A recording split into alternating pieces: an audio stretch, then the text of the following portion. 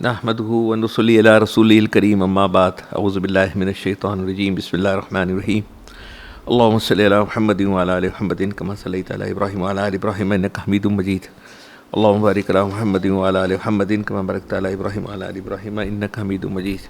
میرے معزز دوستوں، بزرگوں، بہن ہماری اور ہمارے معزز ساتھی، 1442 گزر گیا ہمارا، اب پورا ایک سال گزر گیا، اور اس محرم سے اس محرم تک، اور جس حالات سے گزرے، جو جیسے بھی اپنے اپنے طور پہ، انفرادی طور پہ، اجتماعی طور پہ، کیا ہم نے پورے سال کے اندر کوئی بات نہیں ترقی کی، ہمارے معاملات بہتر ہوئے؟ بہت سارے ساتھی اس ایک سال کے اندر ہمارے ساتھ تھے، وہ چلے گئے۔ جو ہم زندہ ہیں، کیا ہم اس کے اوپر غور و فکر نہیں کریں گے کہ یہ سال آتا ہے چلے جاتا ہے، محرم آتا ہے، محترم ہے، اور بہت اللہ سبحانہ و تعالیٰ بار بار ہمیں یہ موقع دے کر اور یہ ایسا چانس دیتے ہیں کہ جو ہماری خطائیاں ہیں، ہماری غلطیاں ہیں، اس کے اوپر ہم نظر کر سکیں، ترقی ہماری کچھ نہ کچھ اس کے اندر ترقی ہو سکے۔ ترقی ہوئی نہیں ہوئی، ایک سال گزرا، عمر کا ایک حصہ گزر گیا، واپس تو نہیں آنا ہے۔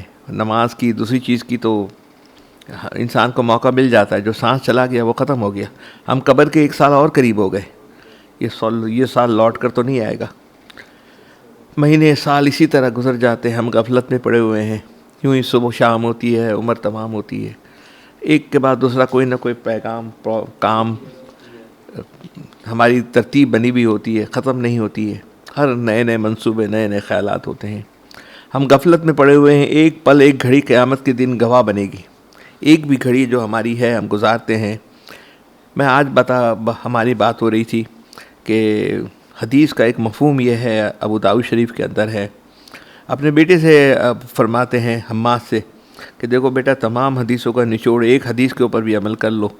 ہماری زندگی با مقصد گزرنی چاہیے، یا تو آخرت کے قریب ہم جائیں، آخرت کے لیے ہم یہاں سے سامان وہاں بھیج رہے ہیں، اور آخرت کے لیے کچھ نہ کچھ کام کر رہے ہیں، اعمال کر رہے ہیں، گناہ سے بچنے کی کوشش کر رہے ہیں، اللہ کی فرمانبرداری کر رہے ہیں، یا دنیا میں لگے ہوئے ہیں تو دنیا بھی اس طرح ہو کہ رزق حلال ہو، صحیح کام ہو، صحیح طریقے سے ہو، اخلاق سے ہو، اعمال ہمارے ضائع نہ ہوتے ہوں، نمازیں ضائع نہ ہوتی ہوں، وہ دنیا بھی آخرت کی سیڑھی ہو۔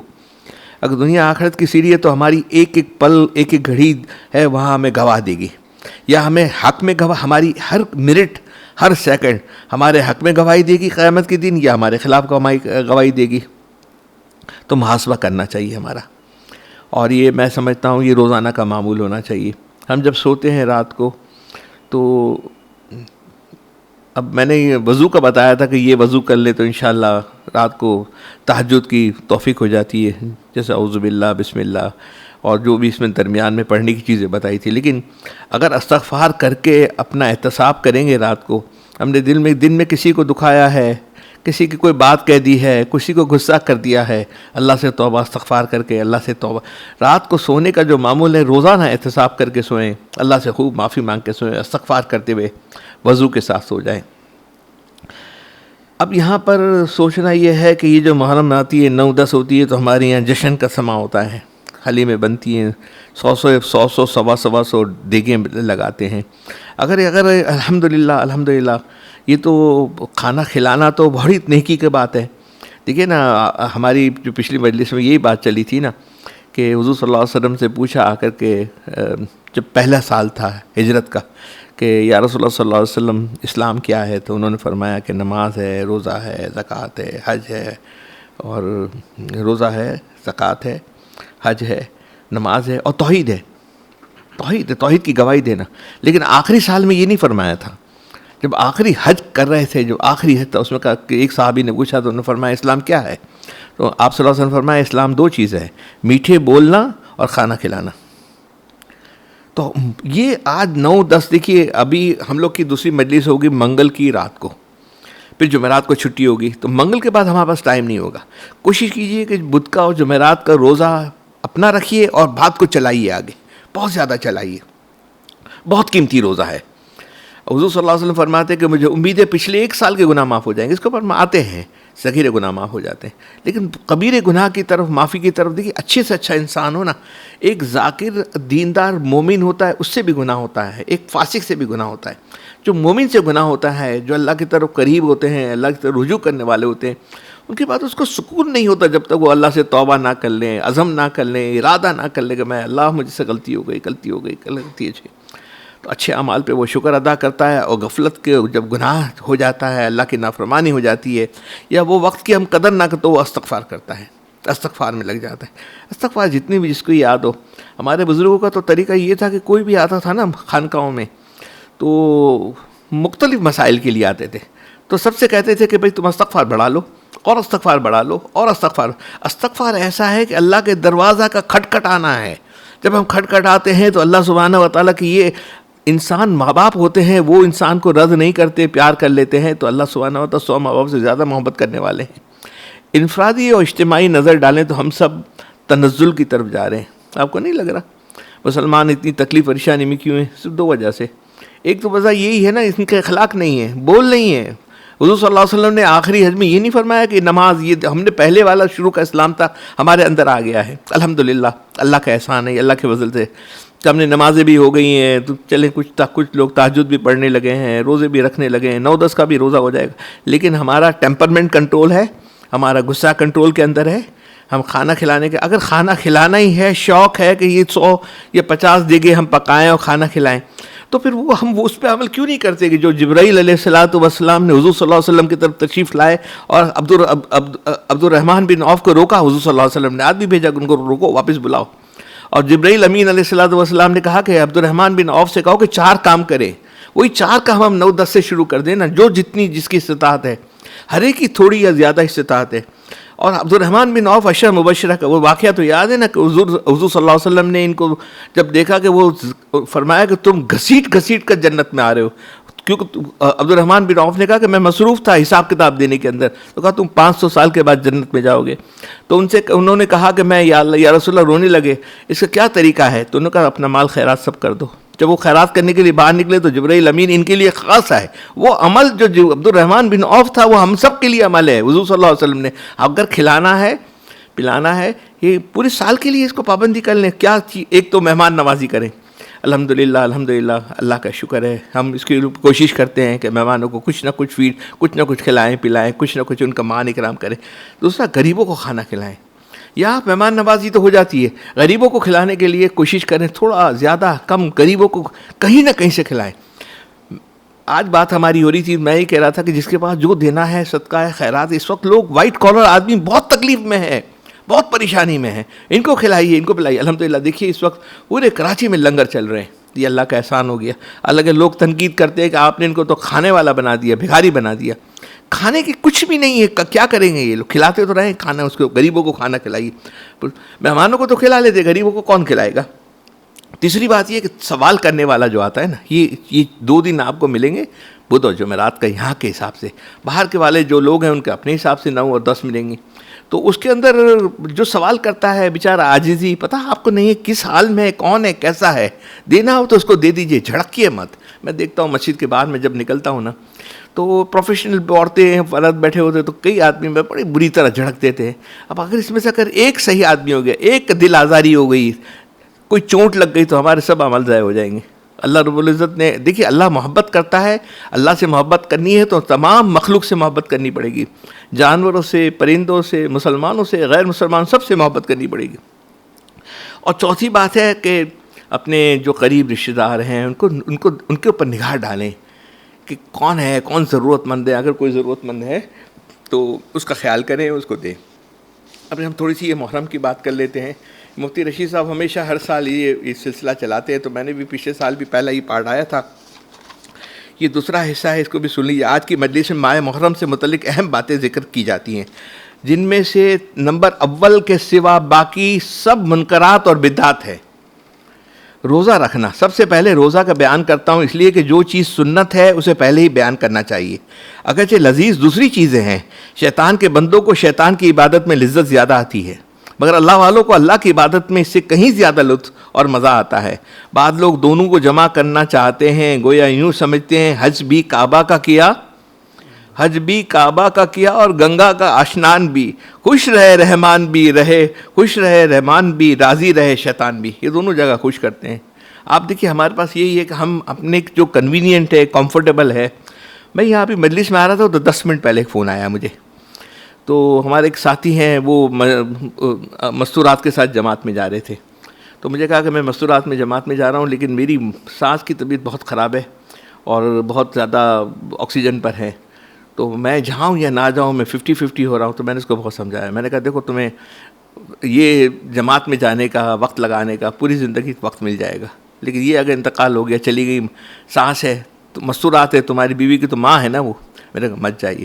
اور ہمارا حضرت والا ہمیشہ فرماتے دین یہ شوق کا نام نہیں ہے، یہ شوق ہے، ہم چاہیں ہم کریں۔ اس وقت سب سے اولا کام کیا ہے؟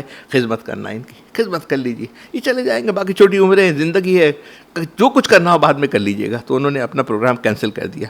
تو حج بھی کعبہ کا کیا اور گنگا کا اشنان بھی، خوش رہے رحمان بھی راضی رہے شیطان بھی۔ یہ ہمارے حضرت والے کے ملفوظات ہیں، جس میں فرماتے کہ یہ دین ہے نا، شوق کا نام نہیں ہے، ہر وقت اپنی جگہ اپنا کیا کرنا، کیسے کرنا، اس کو دیکھنے کا ہے۔ مگر یہ ان کی غلط فہمی ہے، دونوں کو راضی کرنے سے شیطان تو راضی ہوگا مگر رحمان راضی نہ ہوگا۔ وہ جب راضی ہوگا کہ آپ لا الہ الا اللہ کہہ کر اس پر عمل کریں اور کسی کو اس کی عبادت میں شریک نہ کریں، اور شیطان اللہ کی عبادت چھڑانا نہیں چاہتا، وہ تو صرف اتنا چاہتا ہے کہ کچھ اور اس کی بھی عبادت اور کسی کی بھی عبادت کی جائے۔ بہرحال ان دونوں میں سنت سے ثابت تو صرف ایک عبادت ہے اور وہ روزہ ہے۔ رسول اللہ صلی اللہ علیہ وسلم نے فرمایا کہ 10ویں محرم کا روزہ رکھنا اتنا بڑا ثواب ہے کہ اس سے گزشتہ 1 سال کے گناہ معاف ہو جاتے ہیں۔ یہ روزے کے لیے خوب بات چلائیے دوستوں کو، جو جاننے والے پہچاننے والوں کو، ایک 2 آدمی کو بھی اگر تیار کر لیا انشاءاللہ تو ان کو تو اجر ملے گا، لیکن ان کا بھی اجر ہمیں ملے گا۔ حضرت محدثین رحم اللہ تعالیٰ فرماتے ہیں کہ صغائر گناہ معاف ہو جاتے ہیں، 1 سال کے گناہ۔ کبائر کے لیے توبہ ضروری ہے۔ کسی نے عرض کیا رسول صلی اللہ علیہ وسلم ان دونوں میں یہودی بھی روزہ رکھتے تھے؟ ان دنوں میں یہودی بھی روزہ رکھتے تھے؟ تو فرمایا کہ اگر میں آئندہ سال زندہ رہا تو 1 روزہ اور ملا لوں گا، اس لیے کہ 10ویں کے ساتھ 1 روزہ ملا لینا چاہیے اور 9ویں یا 11واں روزہ رکھنا چاہیے، یا 9 کو رکھ لیں یا 11 کو رکھ لیں۔ آپ صلی اللہ علیہ وسلم کو پھر اس کے بعد وہ پورا سال دوبارہ موقع نہیں بنا، تو انہوں نے کہا کہ اگر میں زندہ رہا تو 9 یا 11 کروں۔ تو 9 اور بدھ اور جمعرات ہم سب نے انشاءاللہ، ہم جو ساتھی بیٹھے ہیں، ہم نے روزہ رکھنا ہے اور آگے بات کو خوب چلانا ہے نا، سب روزہ رکھیں۔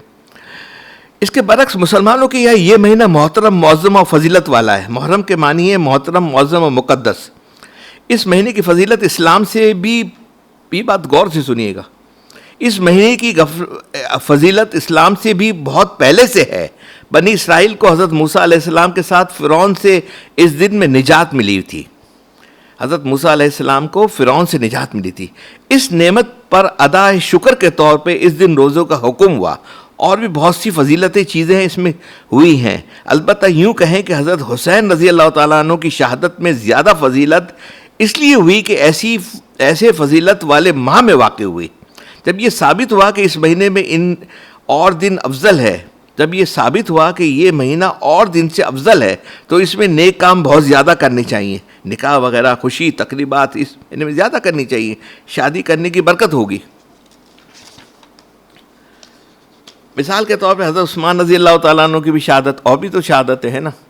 اور دوسری بات یہ ہے کہ عمومی طور پہ جب شہادت کے ایسے واقعات ہو نا، تو انسان کی شہادت کے اوپر حوصلہ بڑھانا چاہیے۔ ہماری تاریخ یہ کہتی ہے، آپ اس کو اتنا غمزدہ کر دیں، حوصلہ ختم نہیں کر دینا چاہیے، انسان کو بزدل نہیں بنانا چاہیے۔ اس سے بھی بڑھ کر رسول صلی اللہ علیہ وسلم کے اقدام مبارک کا لہو لہان ہونا۔ حضرت عمر رضی اللہ تعالیٰ عنہ 1 تاریخ کو شہید ہوئے تھے، اس کو تو کوئی یاد نہیں کر رہا۔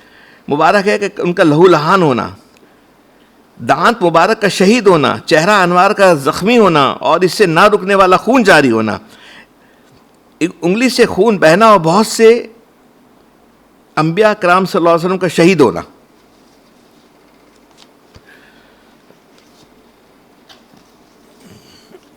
ایسے تو اس کی جو فضیلت آتی ہے نا تاریخ کی، دیکھیں اس کے اوپر ایک اور ہم بات کر لیں، حضرت عثمانی صاحب کی بات کر لیں تو پھر میں مفتی صاحب کی بات کرتا ہوں۔ بعض لوگ یہ سمجھتے ہیں کہ عاشورہ کے دن کی فضیلت کی وجہ یہ ہے اس دن میں نبی کریم صلی اللہ علیہ وسلم کے مقدس نواسے حضرت حسین رضی اللہ تعالیٰ عنہ کی شہادت کا واقعہ پیش آیا۔ اب میں یہ ملفوظات حضرت مفتی اعظم حضرت تقی عثمانی صاحب دامت و برکاتوں کو میں سنا رہا ہوں۔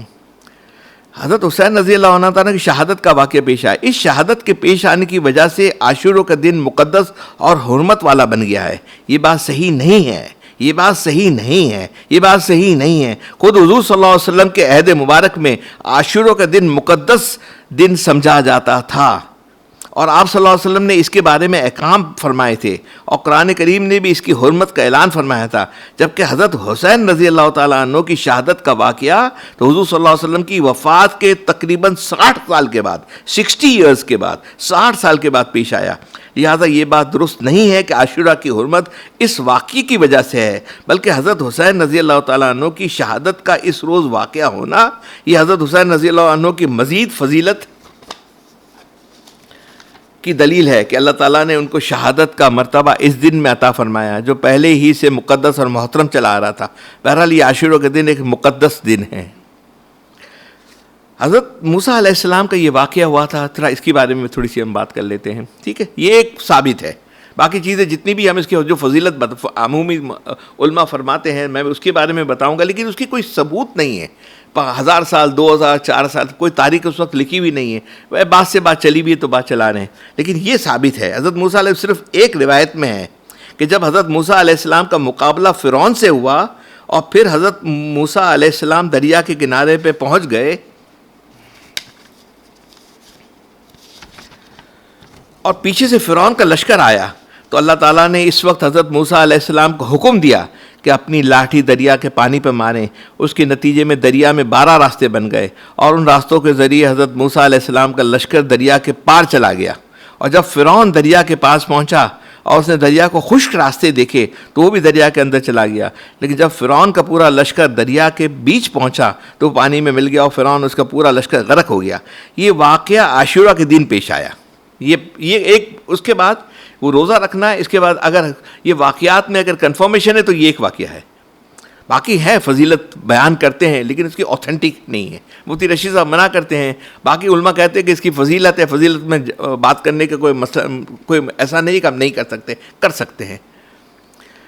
یہ واقعہ عاشورہ کے دن پیش آئے. اس کے بارے میں ایک روایت موجود ہے جو نسبتاً بہتر روایت ہے، لیکن اس کے علاوہ جو دوسرے واقعات ہیں ان کا عاشورہ کے دن میں ہونے پر کوئی اصل اور بنیاد نہیں ہے. باقی جتنی باتیں ہیں نا کہتے ہیں بہت لچھے دار باتیں کرنا، یہ کرنا وہ کرنا، ٹھیک ہے، اٹریکٹ کرنے کے لیے کرتے ہیں. اب یہ تھوڑی سی اس کے اوپر ایک اور بات سن لیجئے، یہ بھی بڑی ذرا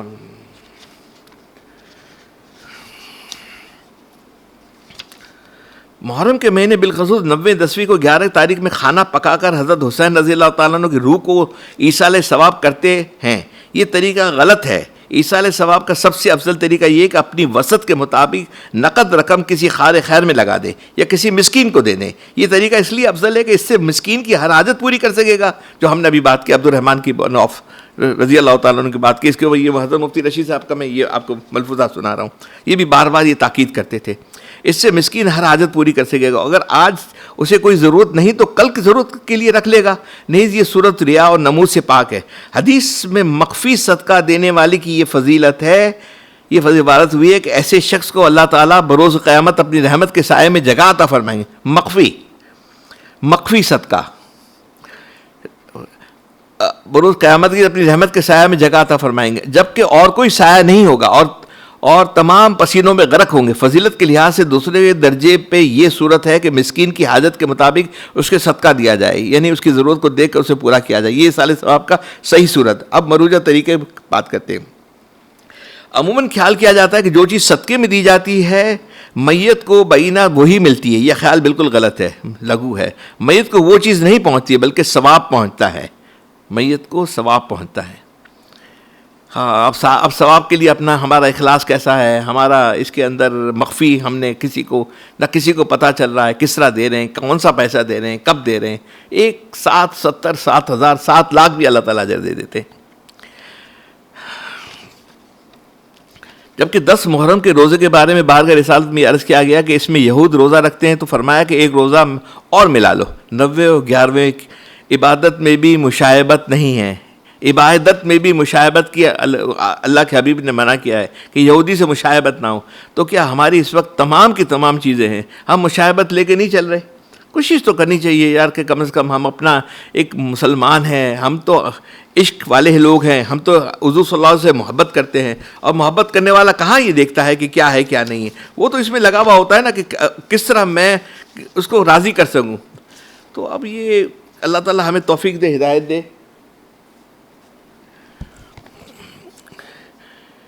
اب ایک اور بات سن لیجیے، اس کے اوپر ہے 2-3 منٹ ہے. ان دنوں میں مسلمانوں کی کثیر تعداد ماتم کی مجلس اور تعزیہ جلوس کے نظارہ کرنے کے لیے جمع ہوتی ہے. لوگ بچوں کو لے جاتے ہیں، بچوں کو دکھانے کے لیے. بہت یہ نقصان دہ سودا ہے، بہت نقصان دہ سودا ہے. اس کے لاشعور میں یہ جو باطل چیزیں ہیں آ جاتی ہیں. اس کے بارے میں حضرت کیا فرماتے ہیں؟ کرنے کے لیے جمع ہو جاتی ہیں. اس میں کئی گناہ ہیں. ایک یہ کہ اس میں دشمنان صحابہ رضی اللہ تعالیٰ عنہ اور دشمنان قرآن کے ساتھ تشبہ ہے. رسول صلی اللہ علیہ وسلم نے ارشاد فرمایا، جس نے کسی قوم کی مشاہبت کی وہ اسی میں شمار ہوگا. اس دن تو 8 اور 9 کو تو کوشش کر کے گھر کے اندر بند ہو جائیے، یا مسجد میں چلے جائیے، یا مسجد میں عبادت کیجیے باہر نکلنے کے لیے. یہ بچوں کو تو 2 دن 4 دن یاد رہے گا، پھر قبر میں جانے کے بعد کس کو کوئی یاد ہے؟ کون آتا ہے جانے کے لیے؟ میں جاتا ہوں، میرے والد صاحب، اب میرے بچے دادا کی قبر پہ تو کوئی نہیں آتا. بچے 1 آدھ 2 دفعہ 4 دفعہ آ جائیں گے. وہ تو کہتے ہیں یہاں آپ جاتے کیوں؟ یہاں پڑھ کے بخش دیا کریں. تو ہم بچوں کے لیے اپنے دامن کو ہمیں پہلے بچانا ہے. جس نے جس قوم کو مشاہبت کی وہ اسی میں شمار ہوگا. ہولی کے دنوں میں ایک بزرگ جا رہے تھے، انہوں نے مزاح کے طور پر ایک گدھے پر پان کی پیک ڈال کر فرمایا، تجھ پر کوئی رنگ نہیں پھینک رہا، لو تجھے میں رنگ دیتا ہوں. بننے کے بعد اس پر گرفت ہوئی کہ تم ہولی کھیلتے تھے، اور عذاب میں گرفتار ہوئے کہ تم ہولی کھیلتے. اس کو خالی تھوڑی سی مشاہبت کی وجہ سے. بالکل مشاہبت سے ہم نے ہٹنا ہے. ان کی تعداد کو ہم جا کر، اور سنی، اس میں آدھے تو سنی ہوتے ہیں، یہ سنی کو سمجھ نہیں ہے. سنی کے اندر وہ ہمارے صحیح سعودی کفیل ہوتے تھے، کہتے تھے تم سنی بھی شیعہ ہو، شیعہ بھی شیعہ ہیں. دوسرا گناہ یہ کہ اس سے دشمنان اسلام کی رونق بڑھتی ہے. دشمنوں کی رونق بڑھانا بہت بڑا گناہ ہے. رسول صلی اللہ علیہ وسلم نے فرمایا، جس نے کسی قوم کی رونق کو بڑھایا وہ انہی میں سے ہے. تیسرا گناہ یہ کہ جس طرح کسی عبادت کو دیکھنا عبادت ہے، اب یہ سنیے گا ذرا غور سے، جس طرح کسی عبادت کو دیکھنا عبادت ہے، اسی طرح گناہ کو دیکھنا بھی گناہ ہے. ایک بار کچھ صحابہ رضی اللہ تعالیٰ جہاد کی مشق کر رہے تھے. حضرت عائشہ رضی اللہ تعالیٰ نے ان کی عبادتوں کو دیکھنے کی خواہش ظاہر کی حضور صلی اللہ علیہ وسلم سے. حضور صلی اللہ علیہ وسلم نے اس کا اتنا اہتمام فرمایا کہ آپ صلی اللہ علیہ وسلم نے پردے کی غرض سے خود کھڑے ہو گئے. حضرت عائشہ رضی اللہ تعالیٰ عنہ کو پردے کے پیچھے کھڑے ہو کر آپ صلی اللہ علیہ وسلم نے کندھے پر دیکھتی رہی، کندھے سے دیکھتی، پیچھے سے دیکھتی رہی. آپ صلی اللہ علیہ وسلم کے پیچھے پردے میں کھڑے ہو کر آپ صلی اللہ علیہ وسلم کے کندھے پر دیکھتی رہی. حضرت عائشہ رضی اللہ تعالیٰ عنہ کی اس عبادت کے نظارے سے سیر ہو کر جب خود ہٹیں تو رسول صلی اللہ علیہ وسلم ہٹے. غرض کہ عبادت کو دیکھنا بھی عبادت، گناہ کو دیکھنا بھی گناہ، گناہ کو دیکھنا بھی گناہ، ہم یہ کہتے ہیں نا. چوتھا گناہ یہ ہے کہ اس مقام پر اللہ تعالیٰ کا غضب نازل ہو رہا ہے، اور ایسی غضب والی جگہ پہ جانا بہت بڑا گناہ ہے. ایک بار رسول صلی اللہ علیہ وسلم صحابہ کرام رضی اللہ تعالیٰ سے گزر ایسی بستیوں اور کھنڈرات پر ہوا جن پر عذاب آیا تھا. رسول صلی اللہ علیہ وسلم نے اپنے سر مبارک اور چادر ڈال لی اور سواری کو بہت تیز چلا کر اس مقام سے جلدی سے گزر گئے. جب سیدنا رحمت للعالمین حبیب العالمین صلی اللہ علیہ وسلم نے غضب والی جگہ سے بچنے کا اتنا اہتمام فرماتے تھے تو عوام کا کیا حشر ہوگا. سوچنا چاہیے کہ اگر اللہ کے دشمنوں کے کرتوتوں سے اس وقت کوئی عذاب آ گیا تو صرف نظارہ کے لیے جمع ہونے والے مسلمان اس عذاب سے نہیں بچ جائیں گے، پہلے ان کے اوپر عذاب آئے گا. حدیث میں ہے کہ اس روز اپنے اہل و عیال پر وسط رزق کرے تو پورا سال وسط رزق ہوگی. یہ عام طور سے بات ہوتی ہے، عام سب جگہ پہ یہ بات چل رہی ہے. حدیث میں ہے کہ اس روز جو اپنے اہل و عیال کے پر وسط رزق کرے تو پورا سال وسط رزق ہوگی، رزق کی فراوانی برکت ہوگی. مشہور محدثین نے اس کو غیر ثابت قرار دیا ہے، اس کو غیر ثابت قرار دیا ہے. بالفرض ثبوت اس سے ہے، اس لیے اعتزازاً لازم ہے کہ لوگ اس کو ثواب سمجھتے ہیں، حالانکہ شریعت نے اس کا کوئی ثواب نہیں بتایا. اسے ثواب سمجھنے سے یہ کام بدعت ہو جائے گی. جب معاملہ سنت اور بدعت میں دائر ہو تو ترک واجب ہے، اور یہاں تو معاملہ سنت اور بدعت کا نہیں ہے بلکہ جائز اور بدعت کا ہے. یہاں تو بطریق اولا ترک واجب ہے. بس کوشش کریں. دیکھیں اگر ہم نے پورا سال گزار لیا، جیسے بھی گزار لیا، اگر ہماری کوئی ترقی ہوئی ہے، ہم نے ترقی کی ہے، کچھ اعمال بہتر کیے ہیں، ٹھیک ہے، الحمدللہ الحمدللہ، یہ اللہ کا بہت بڑا احسان ہے. لیکن ہمارے معاملات دیکھ لیں، ہمارا اخلاق بہتر ہوا ہے، ہماری معاشرت بہتر ہوئی ہے. ہمارا معاملات، معاشرت، یہ تمام چیزوں کو ہم تھوڑی چھوڑی اس کو دیکھیں پورے سال کے اندر، اور روزانہ بیس کے اوپر احتساب کریں. یہ مہینے سال کے احتساب کرنے والی چیزیں نہیں ہیں. ہمیں تو دیکھیے نا جانا ہے، ہمیں اللہ سے عشق اور محبت کی والی باتیں کرنی ہے. ہمیں یہ ٹوپی کہتے ہیں، ٹوپی میں اختلاف کر رہے ہیں، مسجد میں بات کر رہے تھے تو یہ ٹوپی کوئی ایسی ضروری چیز نہیں ہے. جو عاشق ہوتا ہے وہ تو معشوق، وہ تو نقل کرتا ہے، اس کو کہاں ڈیپ میں جاتا ہے. حضور صلی اللہ علیہ وسلم نے ٹوپی پہنی تھی، ہمیشہ سفید کپڑے پہنتے. وہ تو عرب اچھے ہیں، سفید کپڑے پہنتے. حضور نے سفید زیادہ تر پہنے تھے، وہ سفید پہنتے، سفید ٹوپی پہنتے. ہمیں یہ کہاں جانے کی ضرورت ہے کہ فرض ہے، واجب ہے؟ نہیں، حضور صلی اللہ علیہ وسلم نے کیا تھا تو ہم نے کرنا ہے. بندگی سے ہمیں تو مطلب ہے، ہم تو ثواب اور عذاب کیا جانے. ہم ثواب اور عذاب کیا جانے، کس میں کتنا ثواب ملتا ہے، عشق والے حساب کیا جانے. اللہ تعالی ہمیں اعمال کرنے کی توفیق عطا فرمائے. اور بہت ساری اس کی جو فضیلت، اور جو فضیلت بتاتے ہیں، فضیلتیں ہیں جو ثبوت نہیں ہے جس کا، لیکن انشاءاللہ ہم منگل کے دن اس کی بھی تھوڑی سی بات کر لیں گے. دعا کر لیجئے. بسم اللہ الرحمن الرحیم. الحمدللہ رب العالمین. اللہ لا الہ الا هو الحی القیوم. جزا اللہ عنا سیدنا محمد صلی اللہ علیہ وسلم بما هو اہلہ.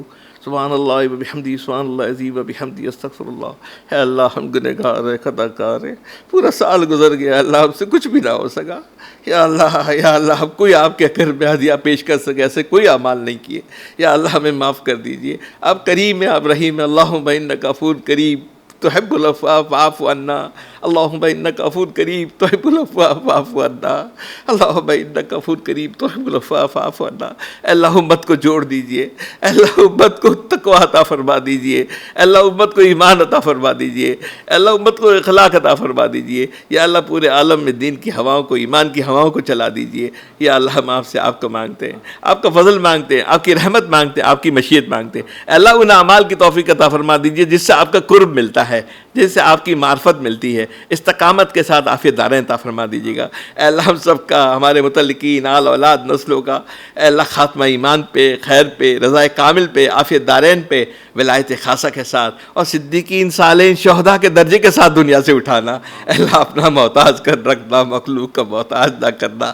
یا اللہ ہم آپ سے آپ کو مانگتے ہیں، آپ کا فضل، آپ کی رحمت مانگتے ہیں. اے اللہ ہمیں معاف کر دیجئے، معاف کر دیجئے.